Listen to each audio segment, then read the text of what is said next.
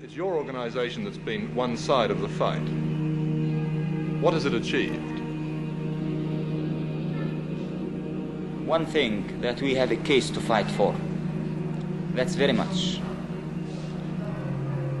These people, the Palestinian people, prefer to die standing than to lose its case. We achieved proving that the king is wrong.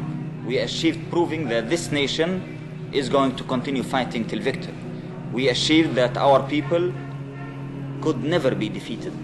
We achieved teaching every single person in this world that we are a small, brave nation who are going to fight to the last drop of blood to put justice for ourselves after the world failed in giving it to us. This is what we achieved. It does seem that the civil war, has been quite fruitless. It's not a civil war. It's a people defending themselves against a fascist government, which you are defending because just King Hussein has an Arab passport. It's not a civil war. Well, the conflict... It's not a conflict. It's a liberation movement fighting for justice. Well, whatever it might be best called. It's not whatever, because this is where the problems start. Because this is what makes you ask all your questions. This is exactly where the problems start. This is a people who is discriminated, is fighting for his rights. This is a story. If you will say it's a civil war, then your questions will be justified. If you will say it's a conflict, then of course it's a surprise to know what's happening. Why won't your organisation engage in peace talks with the Israelis? You don't mean exactly peace talks, you mean capitulation, surrendering. Why not just talk? Talk to whom? Talk to the Israeli leaders. That's kind of conversation between the sword and the neck, you mean? Well, if there were no swords and no guns in the room, you could still talk.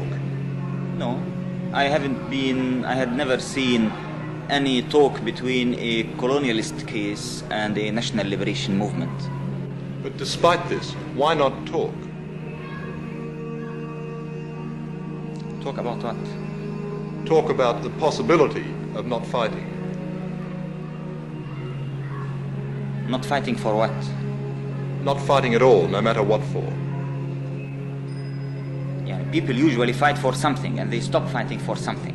So you can't tell me even why should we speak about what? Well, stop fighting. For what? Or talk about stop fighting, why?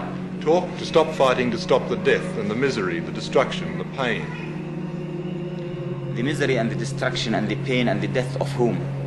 Of Palestinians, of Israelis, of Arabs. Of the Palestinian people who are uprooted, thrown in the camps, living in starvation, killed for 20 years, and forbidden to use even the name Palestinians. They're better that way than dead, though. Maybe to you, but to us, it's not. To us, to liberate our country, to have dignity, to have respect, to have our mere human rights, is something as essential as life itself. You called King Hussein a fascist. Who else amongst the Arab leaders are you totally opposed to? We consider the Arab governments two kinds. Something we call reactionaries, who are completely connected with imperialists, like King Hussein government, like Saudi Arabian government, like Moroccan government, Tunisian government. And then we had some other Arab governments which we call the military petit bourgeoisie governments. That's like Syria, Iraq, Egypt, Algeria, and so on.